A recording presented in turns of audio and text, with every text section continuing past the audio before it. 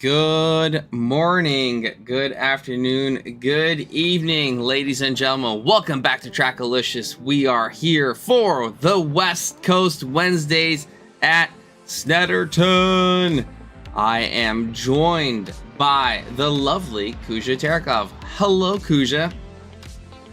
Hello, Eric. Thank you for that lovely introduction. How are you doing today, Kuzya? Doing well. Another Wednesday in the bag. Another fun Wednesday night ahead of us. Should be yet again another fun day at TRACKILICIOUS for some racing. I am excited. I hope you are as well. Octane, welcome in Twitch chat. How are you doing? I think, Kuzya, super excited. We figured out our co-stream with Twitch and YouTube. So, YouTube peoples, if you guys are there, let us know. Let us know how it's going. W stream out track. We do understand that it's not everybody's favorite, and it's unfortunate, but hey, it's better race than not race. And Kuzya, the qualifying is done, so why don't we hop right into the stream here and get things rolling on our grid walk. So we hop into the stream here, into the race. Octane, racing's racing. What does it matter what track we're at? It's all fun. It's all good fun. Yeah, it's very true. We had a GT4 races here last week, I believe, on Mondays for the rookies and the Open, and they provided some absolutely fantastic action throughout the three races that night. So we should be in for a pretty fun race tonight between these GT3 cars, and it looked pretty tight in the qualifying. I'm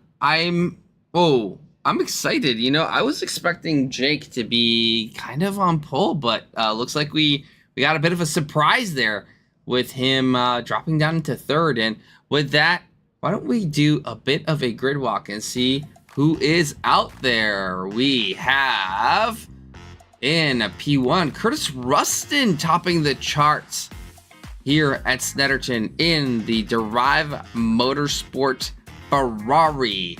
Alex Freeman coming in P2 on the number 14 AF Sport McLaren. And another McLaren, Jake Wells in the Jake Wells Racing 527 McLaren. P4. Ooh, I apologize. Yuanji Lin? Hopefully. Yuanji, please let me know if I pronounced that correctly. I'm trying to improve my Oriental name translation or pronunciation. Hopefully I got that right. Anthony Kelly in P5 here in the number 7 McLaren. We got Danny Campbell, number 6 in the 720 McLaren. Potts Weaver in the Potty Skills Mustang here. A lovely livery there, Kuzya. That's so much fun. I was getting a kick out of that. Kevin Yu in the Ferrari. Lots of Ferraris and McLaren on the grid here today. Interesting, because we have 30 seconds to go. We got Justin Brackett in P9 in the Ford Mustang. I think that's a stock livery, but I do like it. I do like the little lines that are coming out of all the vents, so kind of encouraging the wind to flow. Got number 10, P10, Jace Wright. He started in the back before, done pretty well, and has made some mistakes and made up for them in the Iron Dames 2024 Lamborghini. Buggy Watt, number 11, not last. And finally, Chris Logan in P12. Hopefully, no wall hugging for Chris today. Hope everyone's doing well, Octane. Got taken out a couple of times in GT4 around here. Oh, wait, that's you, isn't it? Realizing who's in chat.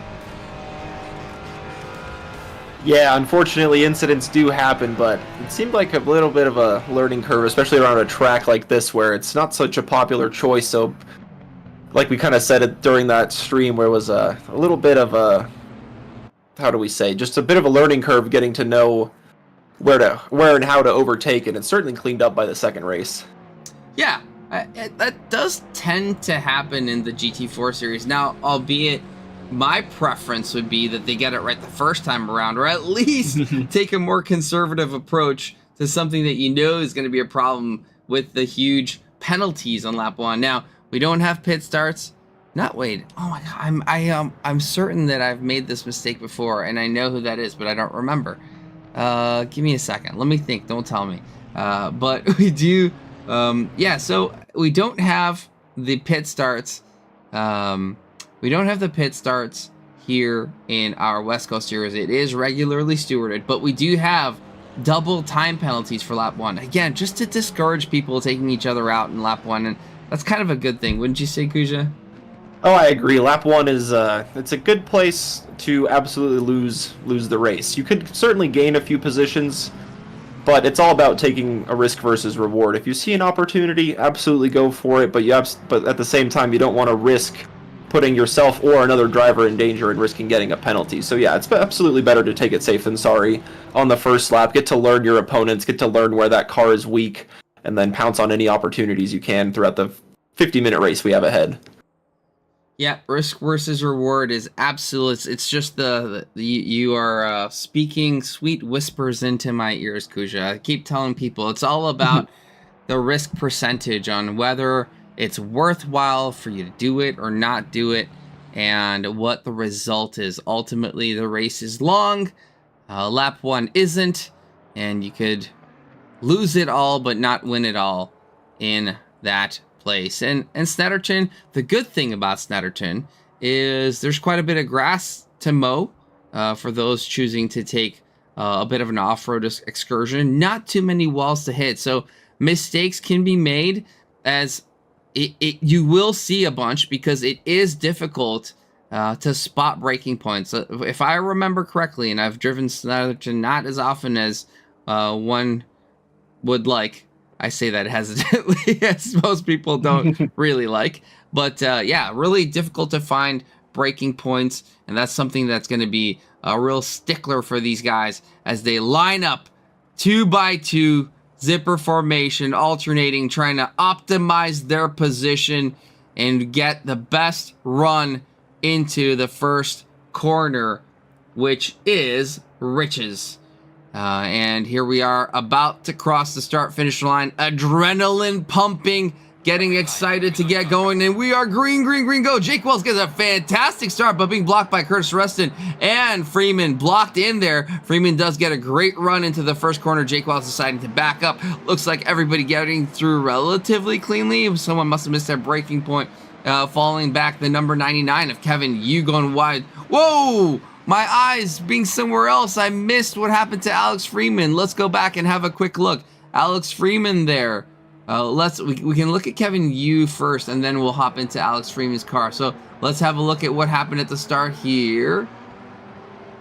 And nice and clean so far, just having a good run on the outside, and just moves to the inside and doesn't really have that car registered on the radar, and just taps into the back of the Mustang. And Alex Freeman in that same corner doing a little bit of the opposite and running a little bit wide onto the grass, and can't quite get the McLaren back on track to get the grip he needs out of the tires, but was able to avoid any incidents with his competitors and is now back on track and going to try to make up as many places as he can in the remaining minutes of the race.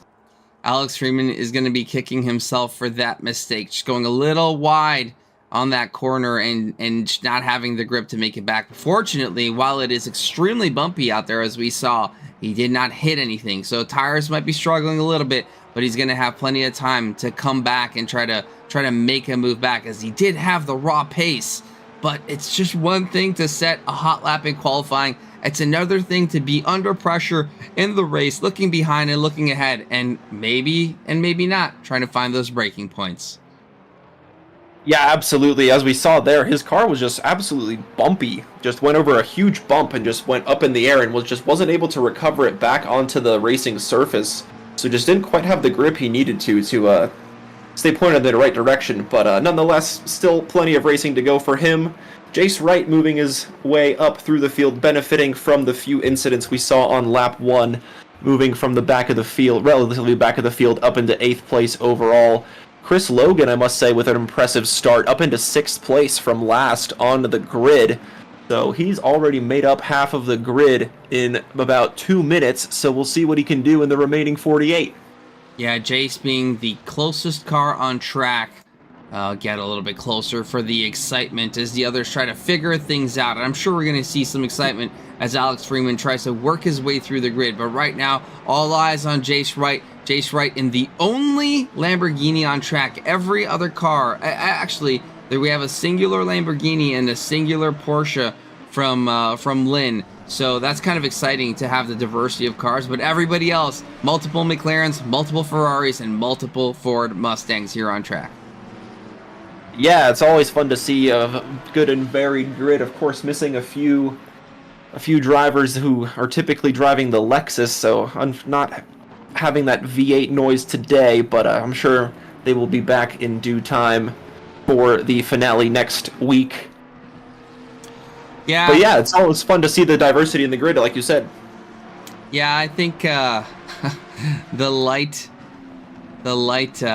grid's probably as a result of Snetterton, which, again, for me, I don't get it. I don't get not racing because of a track. For me, every opportunity to get on track is an exciting opportunity, and I wouldn't kill for it, but it's a metaphor. It's a saying. I'd love to be on track versus pretty much most other things. Yeah, we were saying earlier before the broadcast, it is a DLC pack track, so perhaps some people just don't quite have the DLC needed to run this race, so just taking their drop round, which each driver has one drop round in the championship, so if you're going to do it on a track, you may as well do it on one you don't have. I mean, if that's the way you're choosing to spend it, then power to you. Oh my goodness, Freeman in the pits. What is going on? I think is he going for an early tire change and then just gonna send it for the rest of the race? Getting out of the... This might be a smart move, Kuzya. I think we might see Kuzya come back. Freeman come back. I think what he's doing is just getting out of traffic, right? So he's getting his pit done early, kind of resetting his tires. Hopefully he does get rolling again, and then comes back on the attack on the other side of the pits. And yeah, this might be a great play by Freeman, and I'm looking forward to see how it kind of settles after the pits are done. Yeah, we saw it work out a few times last week during the pit stop sequence of the drivers. So it is a very smart move, and of course around Snetterton we haven't really seen too many overtakes on track so far, just kind of drivers taking advantage of people going off. As meanwhile, I say that Kevin Yu is lining up Buggy Watt for an overtake. This is going to be down the inside of Brundle, and he's going to get the move done and dust it. Oh, Buggy Watt runs a little bit wide. Oh, and yeah, not able to stop in time, and is going to drive into Kevin Yu. Unfortunately for Buggy, just not able to slow down in time and just choosing to cut the track at an unfortunate spot, just going across and jumping into Yu. And this is the kind of stuff that Alex Freeman is wisely avoiding. I think Buggy just missed the turn, right? Going side by side. And you could almost see that building from a mile away, right? Not really having a choice of where he could go, being on the grass. Any input in the wheel would have likely just resulted him keep going straight, to be honest with you. But that is unfortunate for Kevin Yu, picking up some damage, but making the move and looking ahead. Adam Strange, I have no idea what you're talking about, but thank you for the 5 stream streak. So welcome. Hope you're doing well, and welcome to everybody at YouTube. Hope you all are doing well. We may have figured the thing out. We were asked to do it. We've maybe figured it out. So hopefully you all are enjoying the race here at TRACKILICIOUS. Yeah, thank you everybody for tuning in, Twitch, YouTube. We always appreciate the support in the chat, being able to talk to you guys during these races. Yeah, it's a bunch of fun. So thank you for being here. All right, talking about races and racing. Jake Wells still 7/10 behind Curtis Rustin, but with the fastest lap. It looks like he has 2/10 advantage over Curtis Rustin with a 1:46.78 versus Rustin's 1:46.985. So Jake has pace.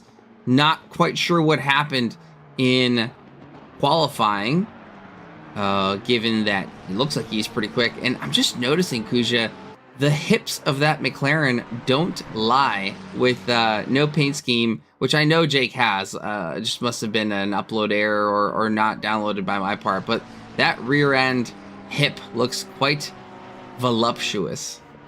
Yeah, it bounces quite a bit over these curbs, but perhaps just running a little bit wide, just running the suboptimal line. We saw the McLaren of Freeman do the same thing when he bounced over the grass on the exit of turn 1. So perhaps it's just some sort of McLaren thing where it's just a little bit more stiff in the rear than most of the other cars. So we'll just have to wait and see what sort of advantage that might have towards the end of the race between the Ferrari and the McLaren. Yeah, I'll be honest with you. I love the technical approach you took to my comment, but I was just talking about how sexy it looks. Yeah, fair enough. Tyler, it is quite a good looking car. Tyler and you two, welcome. How are you doing, Tyler? We miss you, Tyler. The speed that you bring on the grid is awesome. Tyler Carr from FNM, not the server owner, but the other Tyler.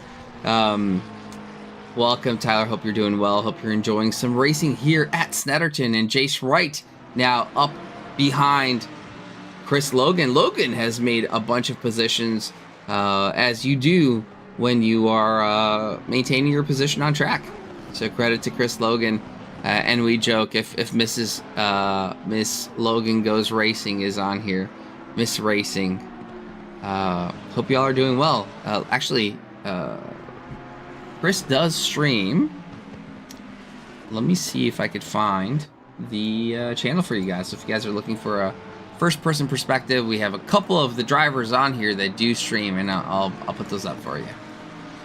Yeah, it's always fun to see the perspective of the drivers. Of course, we get this kind of broadcast cam for our viewing pleasure to be able to see what we can. And of course, as we say, Chris Logan's going to line up a move around the outside of turn 1, around the 720 of Campbell, and Campbell forced to go to the inside, and it's going to give the position to Jace Wright. Also, he's going to look up the inside of Montreal, the tight hairpin to the right, and he gets in front of the McLaren and gets the move done. And unfortunately for Danny Campbell, that is 2 positions lost in the first sector of the track, but he is going to try his best to fight his way back.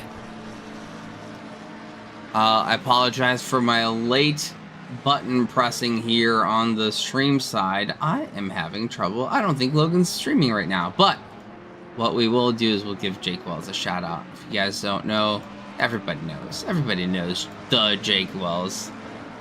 Jakey boy.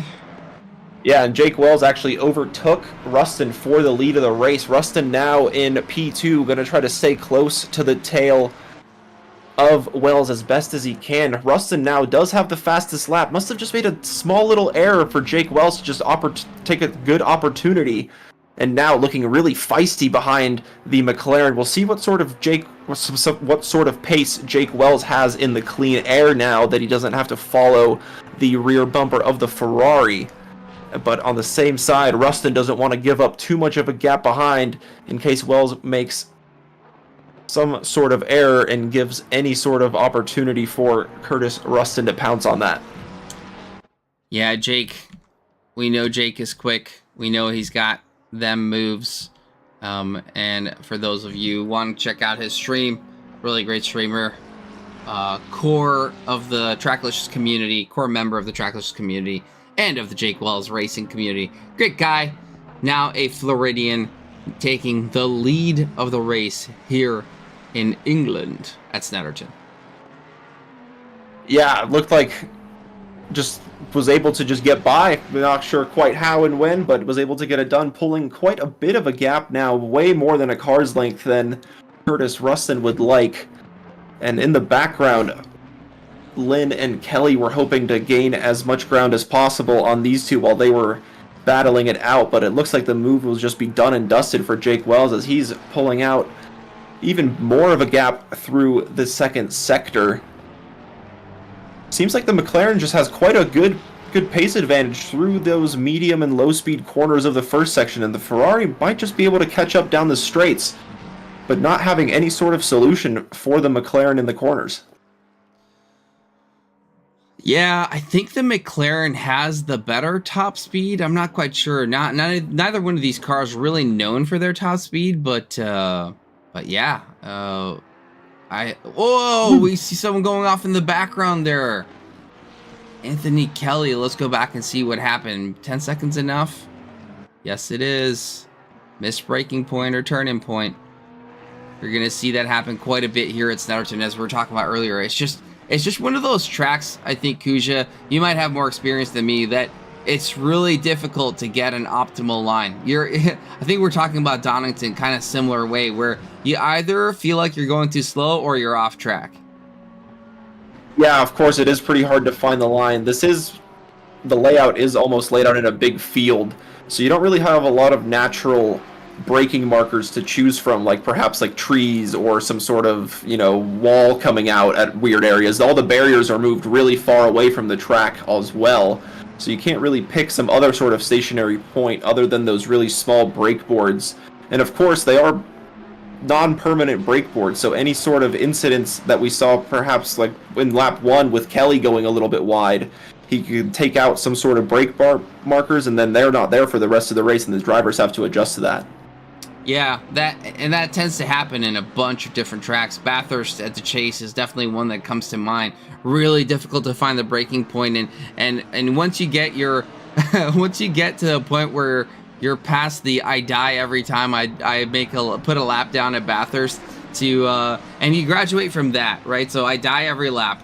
And then you go, okay, I can survive a lap, then I could survive a 20-minute session, and then I could survive a 60-minute session. Those are kind of your goals to get into the endurance racing at Bathurst, which all of us have gone through, those who are passionate about that track. And then you get into the, okay, well, what are the variety of lines I could take at the mountain? What are the braking points I need to learn that when the boards aren't there? Because that happens quite often.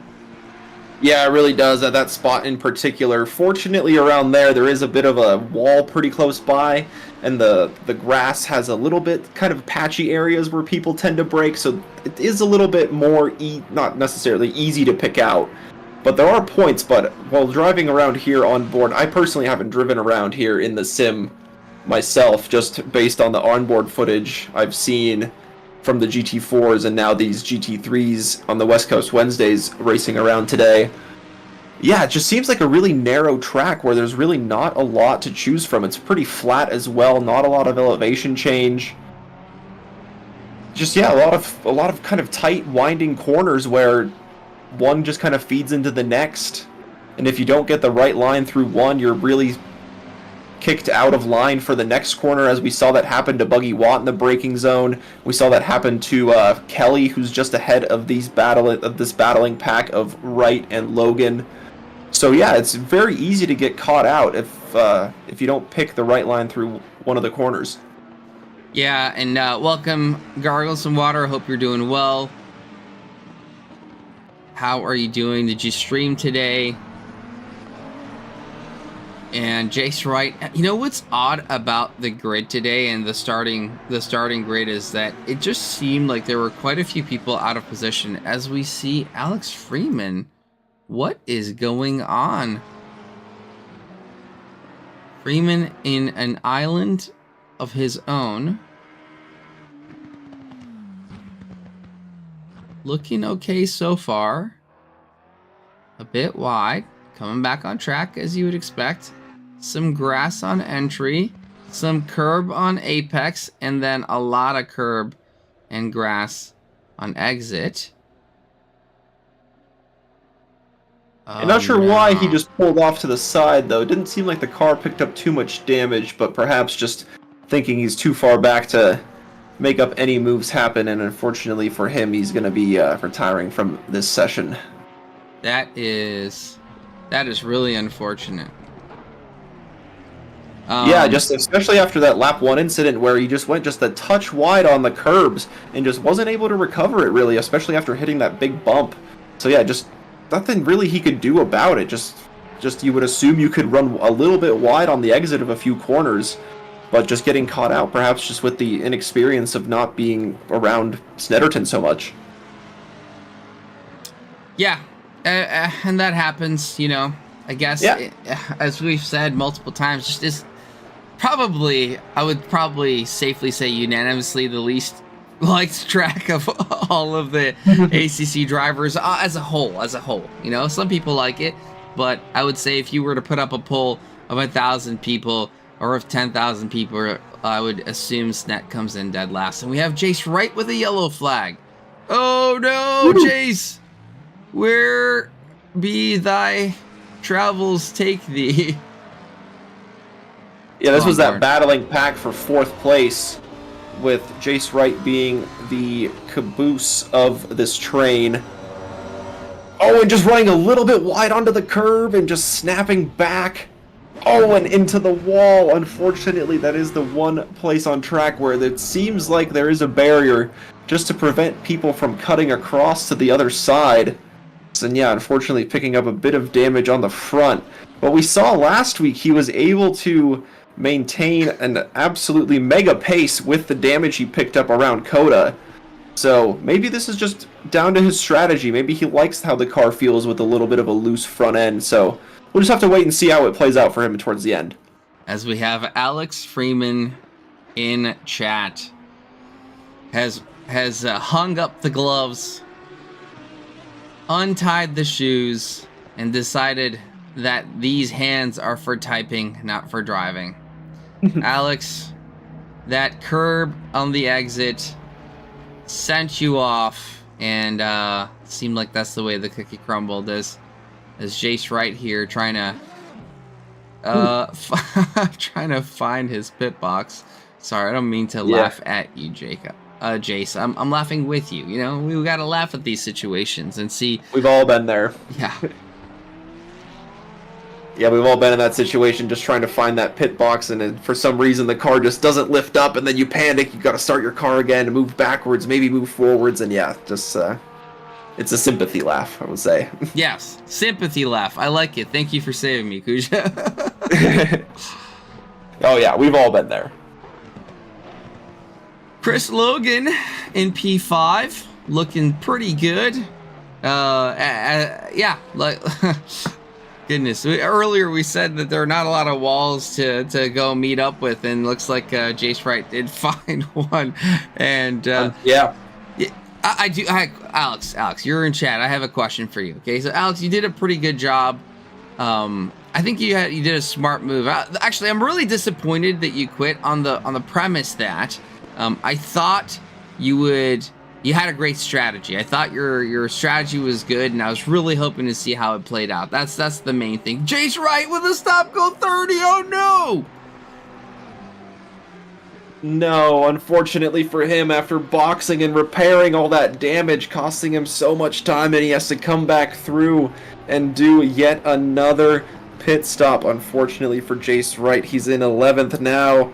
And that'll only cost them a little bit of time on track, but looking like it won't be able to gain too many places with 30 minutes left in the race.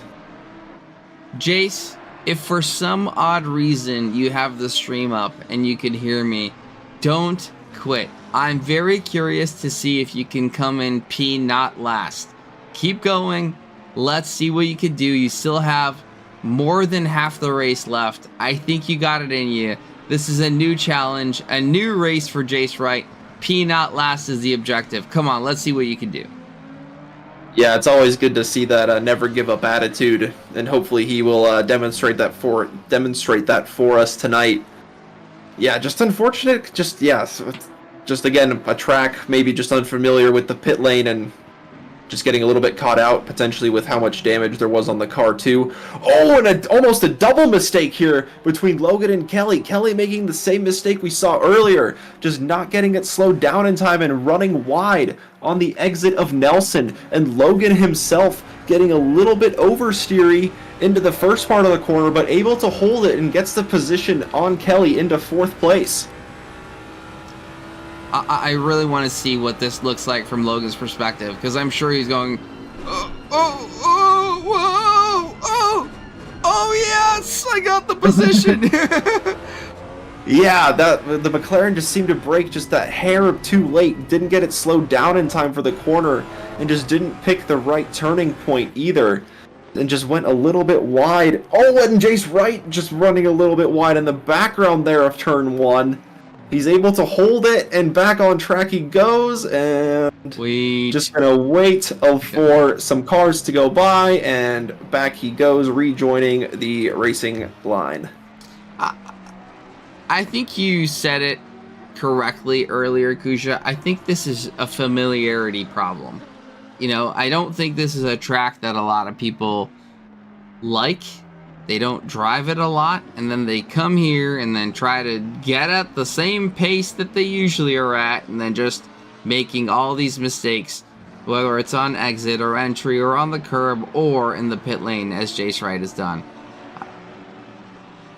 Yeah, and as Alex Freeman was saying in the chat, that this grass is like ice, so even if you dip a wheel just that tiny bit into the grass, it could cause that whole rear end to slide out entirely, as he runs over a curb this time, and running a little bit wide was Jace Wright.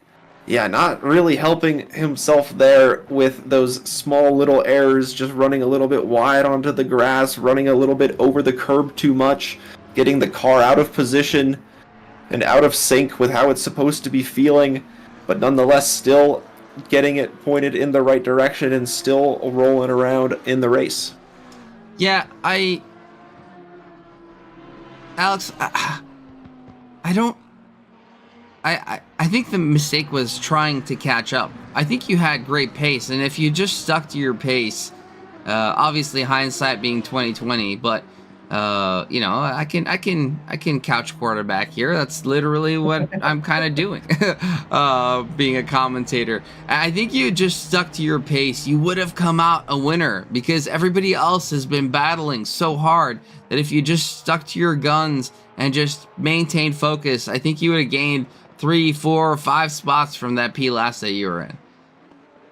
Yeah, it was a good strategy call as well. Eric was saying earlier that it was good to get out of the battles, as we saw it's pretty difficult to overtake just on pure pace alone.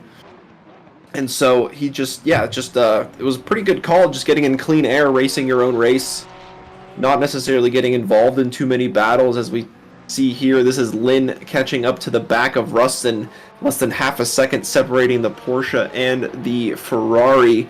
Jake Wells, in the meantime, has run off into the distance, almost a 5-second gap to the next car in second place. Yeah, this is probably the closest battle on track, as these two continue to battle. Guanxi Lin here in the Zabel Corp in the wall sim racing. That's quite the name. I'm wondering what the background is. Is this the latest Porsche? Yeah, I believe so, because of those two little rounded lights at the bottom. And Rustin is going to dive into the pits from second place. We have a few drivers who've already pitted. That's Potts Weaver and Justin Brackett in 2 of the Fords, the number 13 and the number 6. Currently 9th and 10th, separated by about 10 seconds on track. But it'll be interesting to see where they come out. Perhaps just choosing the strategy that Freeman was looking to do and just kind of get away from the battles and race their own race, and seeing what they can do on their pace alone while these guys continue to fight it out. Yeah, I think Lynn, being new to our league, I think just registered this week, looking pretty good. Good pace, and hoping to put a challenge to Rustin as Rustin pits. So this is really going to be optimizing that pit strategy, or a pit entry and pit exit. Again, that lack of familiarity, is that going to come into play? Who's going to get the advantage there? Yeah, it's all to play for with the pit stop strategy as well. It is a fixed fuel stop of 25 seconds, and drivers can choose to add another 5 seconds to the pit stop and take fresh tires. So it'll be interesting to see that come into play later on, potentially whether drivers choose to elect different strategies or not. Right, and as a reminder to everybody, this is a 25-second minimum pit stop, right? So for those who are, well, you have 2 choices, right? Either you do not take tires and you have 25 seconds in the pits, or you do take tires and that's 30 seconds in the pit. So you're sacrificing 5 seconds for the freshies. And you know what? If I'm one of the drivers, I'm going to take the fresh tires, even if it puts me behind, just on the premise of like familiarity and comfort, so that less grip doesn't put me in a situation where I'm spinning the car around. Yeah, absolutely makes sense, especially around here where it's kind of just difficult to overtake in general. So any kind of pace advantage you can have towards the closing minutes of the race will really help you get any sort of move done in the closing stages to really get that move done and dusted. And of course, with that fresh tire advantage, you'll have the pace to run away from the competitor as well. Yeah, and I'm very curious to see how this plays out. Looks like Rustin probably took tires, considering how far back Curtis is from Lin. Lin now making their way ahead, and that is almost exactly 5 seconds. So just 5.5 seconds. So it seems like Rustin did take tires with a 36-second stop over the 27. Gosh, I don't know how to read this pit time in the app that I'm using, but it is. I'm almost certain that Rustin took the tire. So we're gonna see, right? So Rustin's 5.3 seconds behind Wanshi Lin, and it's really a matter of what's gonna happen here. Is we have another yellow flag. What happened here? This is Anthony Kelly, I believe, in the McLaren, and Kevin Yu as well in the pits. Both of those drivers just completing their pit stops and rolling back out on track. Doesn't seem like there's a lot of traffic approaching. Doesn't sound like there's too many engines approaching, as Kelly just exits the pit lane now and enters turn 1. And does he just send it in a little bit too hot? Didn't quite pick up what happened there. Maybe just some sort of game glitch and just threw out a yellow flag for no reason. Yeah, it does tend to happen sometimes. Must have been the pit exit, I think. It was just kind of thinking that they were coming out slow or something like that. But good thing for Kelly is still pointed forward and moving ahead and looking at what is ahead to attack. And speaking of ahead, Logan has gotten pretty close to... No, that is a back marker. I apologize. The Mustang confused me. So Logan 8 seconds behind Jake Wells. Doing pretty well, to be honest with you. Impressed. Yeah, just to be 8 seconds back after 30 minutes. Of course, Chris Logan did start in last place. That was 12th on the grid. Now in the second overall for now. Of course, he has yet to stop, as well as same with Jake Wells. So both of those drivers yet to stop. Maybe Logan just happy with the pace, happy with the tires, happy to go long. Maybe just decided to overfuel at the beginning for a bit of a longer stint to have that weight advantage towards the end of the race. So we'll just have to wait and see what sort of strategy the remaining Ford without a pit stop does. And same with Jake Wells, whether he takes tires or not will be pretty important on whether he can stay ahead of Lin or not. Because of course, Lin electing not to take tires, and Rustin and Lin were about 5 seconds back of Jake Wells before the pit stop. So yeah, just a bit of a waiting game to see when these top two will come into the pit lane. Yeah, I mean, you can almost certainly defined by the time that these two are not going to take tires, right? So Logan and Wells are going to go the distance, and just add a little bit of flavor to the stream here. An onboard lap with Jake Wells, even though one wasn't requested. But Jake leading the race, fastest lap with a 46.57. That is 0.2 faster than Curtis Rustin, who has the second fastest lap. And then Chris Logan, who has the third fastest lap. And then Anthony Kelly, who has the fourth fastest lap. So all doing pretty well, actually. Very close. Anthony Kelly, 46.992. But Jake Wells with a commanding lead here, going through the lovely Snetterton. And trying to, I believe that's Buggy Watt that he's behind. Yeah, that's Buggy Watt ahead on track being shown the blue flag, so he should be not too much of a challenge getting out of the way, deciding to pull off one way, but Jake Wells actually wanted that line instead, so he went ahead and took that. See the blue flag is waving, and this is the corner that caught out a couple of McLarens, and we see Jake Wells going a little bit wide into that first part, but taking it really well through the second part and not letting any of these curbs catch him out, keeping it nice and clean and not running any tires onto the grass, not risking anything. This is a tricky corner to get right. The curvature of the corner is always closing, so your cornering speed just goes down and down and down, and then into a pretty heavy braking zone before starting another lap. Yeah, I'm gonna try and see if I could do a full onboard lap here with Jake Wells, going through the corner, first corner in through Riches, trying to find the breaking point of the hairpin here at Montreal. Does manage to nail it relatively well, trying to find the apex. It's a late apex, which is what you want to do right before a long straight carries that speed through. Now onto Palmer, the left-hander, again really sensitive to the exit throttle point. Jake trying to find that balance, using as much of the width of the track as possible. Going through Augies, I think is how it's pronounced. Again, a tight left-hander flowing into the next corner of Hamilton now. I think I've lost my spot completely. No, sorry, Yep, it was Hamilton. This is now Hamilton. Augies. Yeah, Augies. Yeah, I was going the wrong way around.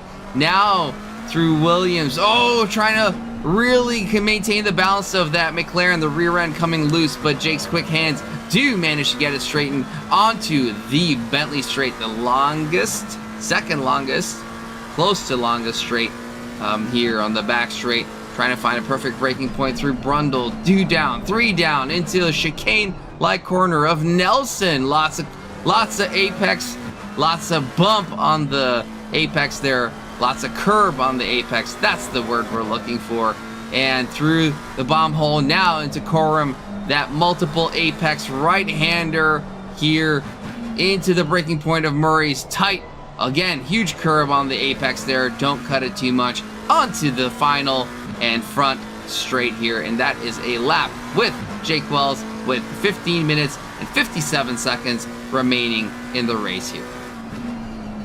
A pretty good lap at that, a 47.3. About a second off of his fastest lap, but that's pretty good race pace considering he's already driven for 35 minutes on these tires with a pretty heavy car to be able to drive this distance as well. So pretty good race pace being shown from him. And Chris Logan did pit from second place, and he is now in third place overall, getting ahead of Curtis Rustin, about 3 seconds behind Lynn. We see that battle going on in the background a little bit. Curtis Rustin dipping a wheel into the grass on the exit and running a little bit wide onto the curbs as well, as these guys are approaching that final complex, that final right-hander into a really short, snappy left-hander with a sleeping policeman guarding the apex so you don't cheat too much. And yeah, we'll see what sort of pace Rustin has, most likely taking fresh tires, and see if he can get any sort of move done to move himself up into the podium. Yeah, last lap, 2.5 tenths faster than Logan up front, but track position looks like is strong here. Rustin sending it. That was quite a bit optimistic. Rustin realizing that and giving the position back to Logan here. I love that. You know, it's not as often as I would like that you see that, but you have quite a bit of sportsmanship here at Trackalicious, and hats off to Curtis Rustin giving the position back after knowing that that was a move made in error. Yeah, it just seemed like a small miscalculation from the two of them. The Ford braking just that hair late, but still wanting to take the inside line as best as possible and hit the apex, but the Ferrari on the contrary braking just that touch late, or maybe the Ferrari just has a slightly better braking performance in that corner, so it took its normal line, but the Ford just came too quick and just had to take evasive action on the inside where it thought there was a gap. But yeah, good sportsmanship to acknowledge that it wasn't really a fair move. And yeah, sticking back and staying as close as possible to the Ford and trying to line up Logan for another move. Yeah, the view from Rustin's dash here. I just love going in and feeling the pressure, right? It's just, you know, you're so close. Hidden braking points. I mean, there already aren't a lot here. You can hear the throttle control that Rustin's putting in. Great path through the apex, getting a great run on the exit, but that Mustang has such immense straight line speed that is going to be a true challenge for Rustin to really find the advantage here at Snetterton. Yeah, the Ford having any sort of pace advantage it can down the very few straights that there are. And as we see, the brake markers are littered all over that corner. Maybe that is why We saw that small little incident happen between the two, just getting a little bit caught out with not having permanent brake boards into that tight hairpin of Montreal. But nonetheless, yeah, still good to see them rolling out on track. Rustin staying as close as he possibly can. Oh, and Logan makes a little bit of a mistake, runs a little bit wide, but still has that position on track. But is the Ferrari going to try anything into this pretty tight complex? Staying close to the bumper, but not shaping up for a move just yet. Oh my goodness, they're getting so close. Unbelievable control by Rustin. And Logan, keeping a calm head, does make that mistake. That may have was that Rustin's only chance at a move. And it's just clear. Look at this power coming from the Ford. Albeit being ahead, no assistance in the draft. And the Ferrari being able to tuck in behind that monster Mustang. Just not quite having the oomph, the horsepower. Both these ponies, but looks like the Ford has the more horses than the Ferrari right now. Yeah, it sure does. The Mustang is really running away. The Ferrari is looking really aggressive through all the corners, though. Just getting right back onto the bumper through any braking zone and any corners that these two are approaching. And as they get back onto the start-finish straight, Logan just runs away entirely and into a pretty fast right-hand corner, but no advantage one way or the other, and this is going to be a really heavy braking zone, and Rustin's going to try and move down the inside, so almost surprising Logan, catching him out, and he's going to get the move done through the inside. Logan doesn't want to give it up, though. He's going to try and stay close to the bumper of the Ferrari, as the Ferrari did to him, and try to catch out Rustin in any sort of mistake ahead, but good move by Rustin, moving him that Ferrari up into a podium position. That's exactly where he needed to do it, under braking. Ferrari seeming to be dominant in that position, but I don't think it's over. We're about to go into the back straight, a couple more corners left. It's really, really critical for Logan to stay as close as possible. Looks like Rustin is gapping Logan quite a bit, so it's absolutely critical to maximize the exit of this corner. Rustin seeming to have quite a bit of pace. Does Logan have anything in him to try and keep that gap closed? But Rustin just flying away, absolutely dominating the tricky section, the curvy section of the track, and Logan just simply does not have enough horses to close up that 1 second gap. Yeah, not just yet, but still going to try to stay close, and of course now this releases Rustin into a bit of clean air, so we'll see what sort of horsepower and just sort of horsepower that muscle, or my goodness, I can't talk right now. You got me all distracted with the muscle car of the Ford. The Ferrari's going to try to catch up to Lynn ahead, closing the gap already. It seems like these battling pack has closed up to Lynn, and in fact the gap is now 2.8 seconds. Maybe Lynn just dropping in pace a little bit, needing to nurse the tires a little bit. From our pit calculations, it does seem like Rustin did take new tires, so maybe that's why he has such an advantage over the Ford through the corners and through the braking zones. That is a great reminder. I completely forgot about that, and it completely explains all the advantage that Rustin has. I mean, some of the advantage. I think the pace differential does have a bit of maybe preference to the car, or just simply skill, right? Just Rustin being faster than Logan, and that could definitely be a contributor as well. That being said, Lynn quite a bit ahead, as these two had quite extensive battles. That is 2.5 seconds that Rustin has to close down in 8 minutes. I mean, that's not unachievable. And looking at the last laps between Lynn and Rustin, Lynn at 48.5, Rustin at 47. So 1.5 seconds advantage. That is going to be an immense uphill battle for Lynn to protect that position from Rustin.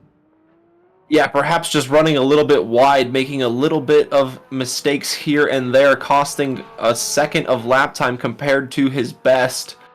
And so yeah, just Rustin, though, already impressive pace to get 2 seconds ahead of Logan in the Ford. So you can really see that tire advantage coming into play in the closing 10 minutes of the race. Just under 2 seconds is going to be the gap most likely as they cross the line. Yeah, getting ever so closer is the Ferrari to the Porsche.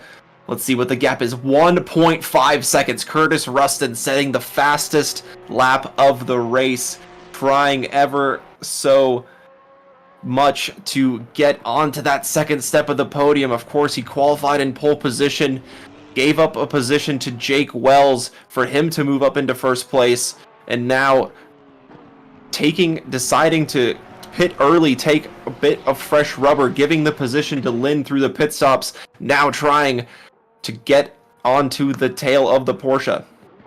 Now, something that's going to be the big question in Rustin's head is, was the 5 seconds worth it, right? Were these the folks that he was planning on battling with?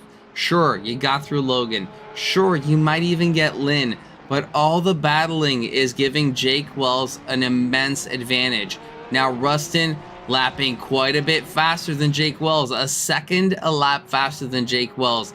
Is that going to be enough to make the move over Jake? And Jake in the pits now. Yeah, so this is really where we're going to see who is going to come out in the lead. Jake Wells having immense pace early on in the race, being able to build a 5-second gap over his competitors in Lynn and Rustin in the Porsche and the Ferrari, battling on track right now as Jake Wells just sits in the pit lane waiting for his pit crew to get the car refueled, maybe get the new tires on the car. He's rolling out of the pit lane now as these two approach the final corner of the track. Jake Wells should be ahead, but it's going to be a matter of whether Rustin can get the move done on Lynn in a quick matter of time with 6 minutes left in the race. Yeah, Lynn just seeming to struggle for pace. A 48.2 on that last lap. Rustin having a massive overspeed, and Lynn takes the defensive line. Rustin's going to have to take the long way around if he wants to get the move done. He's going to try it, but doesn't quite have the grip to do it there. Yeah, as we mentioned earlier, unfortunately for Rustin, even with the immense pace that he has, there's only 5 minutes and 30 seconds left. Assuming that he's able to overtake Lynn here, Lynn here, he is going to have an immense challenge to find anything to do with Jake Wells up front. It would take a huge error by Jake for that 10-second gap to close. Yeah, it is a pretty immense gap with 10 seconds. Wow, Rustin with a late move, trying to send it around the outside, but the Porsche sticking to its line, not getting phased by the Ferrari, trying anything tricky behind it, just sticking to his racing line, looking ahead, not focused behind, and good heads down driving from Lynn, not focused on the Ferrari, but the Ferrari is going to be desperate to try and get a move done in the closing 5 minutes of the race. Rustin, this is where the equation of risk versus reward changes, right? It's completely upside down versus the first lap. Now you're going into the closing laps. This is where you have to decide, is making one position worth it over losing? I mean, you have a very clear view of how many positions you would lose if you make a medium to large error, right? So you're looking at Logan behind, only 3 seconds behind, and then Danny Campbell 15 seconds behind. So gain a position, lose a position is really the equation that Russ is looking at, and that's what he'll have to look at in terms of percentage of risk to try and make the move on Yanxi Lin. Yeah, and he's trying it again around the outside. Lin taking a really defensive shape into the corners where they know the Ferrari might have that braking advantage. The Ferrari just getting closer and closer. It's almost bumper to bumper through some of the corners. The Ferrari trying to push the Porsche along. And the Porsche again lining up really defensively, taking the inside away from the Ferrari. Not going to be able to get it done through the Agostini hairpin as these guys now approach a fast left into a pretty quick and tight, a pretty tight right-hander. And again, Rustin trying to shape up a move around the outside, but Lin is unfazed, taking that defensive line, sticking to it, and getting a good drive out of the corner onto the straights. I have an opinion here, Kuzya. I think he's trying to make the moves in the wrong spots. Unlike the Mustang, I don't think the advantage for the Ferrari is in the corners at this point in time. I think he has to shape up for the straight. A big wiggle from the Porsche there up front, and that might be the advantage that he was looking at. But he's trying to make the moves at all these corners going on the outside. Sure, it would be heroic to see that move stick, but the Porsche is immense under braking and immense on corner exit. And it would really, really have to be something special for that to work. Rustin losing tons of time. And guess who is quite happy to see these two battle up front? Oh, well, that would be that pink Mustang of Chris Logan closing the gap to about 1 second. Of course, Rustin pulled a gap of about 2 seconds after he overtook Logan a few laps before. But now, while these guys are battling, Lin taking defensive lines, forcing Rustin to take the outside line that's slowing these two down, that is allowing Logan to get back into the mix. And he is going to be very eager to pick up any positions that he can. If these guys end up making some sort of mistake, or if one takes the other out, which of course we don't want to see that happen, but it can happen. But yeah, if you're looking to pick up any sort of scraps that he can, and maybe not even scraps, he might even shape up for some sort of move himself. Yeah, if I'm Chris Logan, I'm doing my very best not to focus on the cars ahead, but to focus on my own racing line. Absolutely maximize every single braking point, every single apex, and every single throttle point for every corner moving forward. One corner at a time. Let the cars ahead of me do their battle, and I will focus on closing that gap. Closing the gap is the mission Chris Logan is on, and that should be his only focus, and let the rest do their job. Yeah, 100% agree with that. Yeah, and seemingly able to do so, not quite bumper to bumper with the Ferrari, so he does have a bit of breathing room to really pick out his braking points and every single apex that he needs to hit, like you mentioned. And this is going to be the last lap, but this is going to be a good opportunity for Rustin to get a move done on Lin, bumper to bumper as they start the final lap of the race. This is second and third place, battling for position. Through the first corner they go. Lin once again shaping up defensively, but is Rustin gonna try some sort of undercut, and he can't get it done. Lin taking it very slow through the apex and then punching it out of the corner and getting a good run out of the corners. Rustin having a good speed advantage through those medium to high speed corners with that tire advantage, but the Porsche's really strong on the brakes, not letting Rustin take the inside into any braking zone, and now Logan is right on the bumper of these two. Yep, the two-person dance has now become a three-person mosh pit here, as they all try to dance their way into that P2 position. Logan a bit wide, I think. Yeah, missing that apex. Again, Chris, focus on your line. This is where you have... So actually, you know, they might be looking at a position here on the straight, or maybe on the back straight, as Logan continuing to apply pressure onto Rustin and onto Lin just up ahead. Yeah, on the closing stages of the race, Jake Wells going around the final corner to go onto the start-finish line, but this is where the action is for second and third place. This is going to be the last opportunity for Rustin to get anything done. He doesn't look to the inside, but is he going to get it done? Running up to the line, the Ferrari's going to have a draft, but did that Porsche get a good enough exit to take it? The checkered flag is waving, and that is a fantastic defensive drive from Lin to take second place in the race. And there's the move from Kelly on Campbell. Campbell spun around. Kelly is going to punch it to the line. Unfortunately, doesn't want to give up the position to you. Might most likely pick up a penalty for sending it down the inside like that of Campbell. But that was the move that Rustin was hoping to get done, but he wasn't able to do it with that pace advantage. And good result from Chris Logan, moving all the way up to fourth place from after starting in 12th on the grid. Yeah, the biggest winner of the race. 8 positions gained as we have Potts Weaver here finishing off the race with that lovely livery of the Potty Skills Ford Mustang. Justin Brackett coming in, finishing off where he started. And finally, Buggy Watt finishing off the race. Now, everybody, all 10 of these drivers are winners as they finish the race. So congratulations to them. Wink, wink, Alex Freeman in chat, who should have finished the race. Yeah, no doubt. It was a pretty hectic race. Just mistakes happening left and right. Like we mentioned, just a bit of unfamiliarity most likely with Snetterton not being such a popular choice amongst the ACC driving community. So yeah, just nonetheless though, fun, exciting battles on track.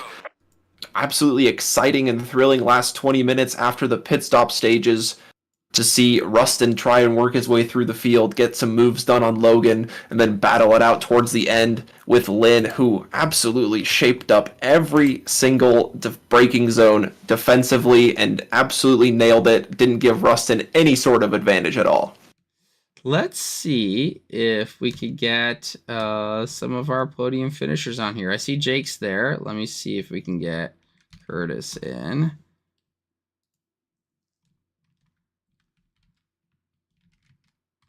All right, let's see if we can. Anthony Kelly apologizing for the tap in chat. Love to see it. And we have the one, the only, the Floridian Jake Wells here in chat. Jake, how's it going? I'm doing all right. Just sweaty. It's a lot hotter down here than it is up there. That's fantastic. Well, you had a pretty comfortable drive out there. The start of the race, a bit questionable, but you ended up finding the position and then kind of walking away with it. Yeah, once Rustin made one mistake and I was out ahead. As I think Rustin knows, it's a tough track to pass on. I was watching the timetables with him and Lynn back there, so. Yeah, it was an interesting battle, and unfortunately for you, we didn't watch much of you doing a good job because these two were doing the exciting stuff. But Jake, just absolute textbook show from you. Great race. Tell us about your position on Snetterton. Are you pro or against? I mean, it's a fun track to drive, but it's also. I don't know. I don't know. I'll take it that you're pleading the fifth on this one. Yeah, it can be good. It can be bad. I mean, there's a lot of ways for you to mess up. There's a lot of ways for others to mess up, and there's a lot of ways for death to happen. So I mean, it's fun. It's good. You got to watch out for the curbs and tire management a lot, but yeah, I would say yay. I'll go yay. Oh, I like yay! Y'all heard you're nay at Donington? Is that what you said? Yeah. Whoa, Snetterton over Donington. That's the Wells call. Yes. Well, there you have it, ladies and gentlemen. I never thought that would be the case, but you heard it. You heard it from the legend, Jake Wells. Snetterton over Donington, and he would say that. Comes off with a win and a fantastic job. Thank you, Jake. Good job, Lynn. I'm gonna take a stab at pronouncing your name, and you can correct me. Is it Yuan Shi Lin? Yes, you're pretty close. Okay, now, correct me. I'd love to hear it as accurately as I possibly can hear it. It's Yuan Shi. Yuan Shi. I have to get my what's it called? The up down. I know in Mandarin you have the all of the tones. The tones, yes. Okay, I'll have to work on my tones. Yuan Shi. So you did a fantastic job. I mean, you didn't take tires. You ended up ahead of Curtis Rustin. That seemed like it was the wrong move at the time, as Curtis was lapping seconds faster than you. Immense battle towards the end. Tell us your perspective and how your preferences at Snetterton. I mean, what's it? I don't play this game much. I usually play iRacing. I'll say iRacing is Snetterton is probably one of the most exciting track to race at in iRacing. But I think with this game, the overtaking is just a lot more difficult, and the track position is just very important. I was a little bit surprised that Curtis took tires because once like as long as you have the inside line for these slow hairpins, there's no way to overtake on the outside unless he puts some Hail Melon move on me. Yeah, and I think, I mean, the racing was absolutely fantastic between you two. Obviously, Curtis making some moves, which I'm sure he'll talk about, but your defense was immense. So, this is your first race at Trackalicious, right? Yes. I mean, I signed up because I was about to stream snipe my friend Mr. Josh Mills, but he didn't end up showing up tonight. So. Oh my gosh, calling Mills out. Where are you, Yep. Josh? What are you doing, Josh? What's more important than the most important thing ever, which is racing? Yuan Shi, thank you so much for joining. It seemed like you had a pretty fun race. I'm going to ask you one last question. Snetterton, yes or no? As I said, it's my favorite track all time. Honestly, on iRacing on R Factor, I've probably driven this track a lot more than average players. But I don't know. I can see racing is a little bit difficult here since cars are kind of big and heavy. But unlike Jake, I won't rate it over Donington Park. Oh my goodness! But I would still put Snetterton pretty high up in the list. So Curtis, you know this tiebreaker is going to come to you, right? So, but before we get to this immense question that everybody wants to answer, once answered, Yuan Shi, thank you so much. Fantastic race, great defense towards the end there, and just great pace overall. And in the only Porsche Great on track, so congratulations, Curtis. You took tires. In hindsight, was I that the did. right move? Was that the wrong move? Tell us a little bit about it. My rears were getting a bit warm on the first stint. I was a bit too high in tire pressure, so they were hurting, and I was having a hard time during the end of my first stint. So I took the gamble. Figured I was hoping to get clear air and just put some fast laps down and hopefully get past guys when they're in the pits. But just didn't work out. Yeah, it seemed like you were at a really good advantage, at least over the Ford, but not quite the Porsche. Talk us through lining up a move on the Ford. Oh, the Ford, yeah, he was definitely braking very early on that one chicane. Like the couple laps before, I was close and tried it, and yeah, I was a bit late on the brake, so it was kind of a naughty move. So I gave it back to him, and then it was just a matter of biding my time, get close to him, and then doing that dive to just get on the inside of him, and then just explode out of the corner to get away from him. Which it worked out good the second time, and then trying to catch that damn Porsche. Yeah, it almost worked out. You did have a really good pace advantage, setting the fastest lap as well towards the end there. Talk us through the battle with the Porsche. What were you trying to kind of line up? It seemed like Lynn was taking great defensive lines, and you couldn't really do anything about it. Yeah, he was very good at positioning his car, and I was just hoping I could put enough pressure on him to see him get a mistake or something. But he was on point and defended really well. It was just trying to line something up or force him into a mistake. But he wasn't biting. So, but props to him. He drove well, and Jake was gone. Yeah, good racing. Yeah, awesome. That was absolutely awesome to watch those battles towards the end. So thanks again, and congratulations on the podium finish. Yeah, thank you. Yeah, it was fun. Probably the most fun I've had at Seventon. Not a track I have a ton of time on, but just hopped in the Ferrari this week in it, and it just seemed to start clicking. So, before we forget, Snetterton, yay or nay? It's now a yay for me because I had a blast tonight. So I definitely have to get a little more up close and personal with Snetterton, I think. Because tonight was a blast.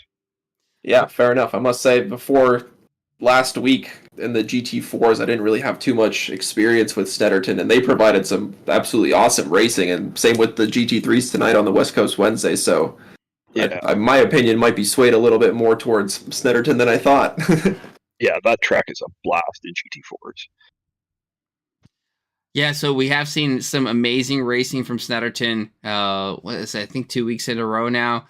Really fun to watch, and you guys put on a fantastic show. And I think another credit needs to go to some of the admins, so I think particularly Chrono, who has chosen the format, right? So not me, not credit to myself, but to Chrono in choosing the 50-minute, 25-second mandatory, because that yay tire, no tire was really a factor that played into the excitement that came into the race today between Rustin, Lynn, and Logan. So awesome racing from you guys, and we saw a bit of that in the back between Kelly and some of the others as well. So thank you so much, guys. A fantastic race, great entertainment here at Seventon. 50 minutes of it at Trackalicious, and you guys put on a great show.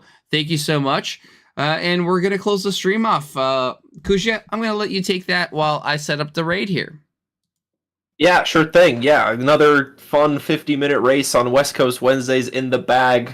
Great action from the top spot all the way to the bottom. We saw cars working their way up through the field. We saw cars staying in front and staying in front. So all sorts of action up and down. Thanks to everybody for joining us in the chat.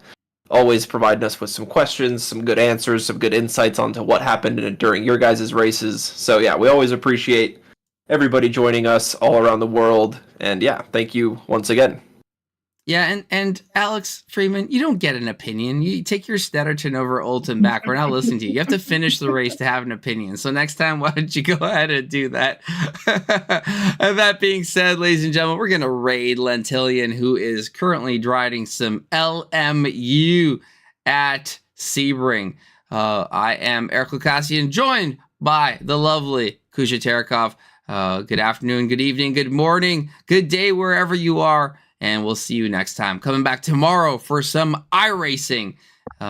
See you then. See ya. Thanks, guys. That's awesome.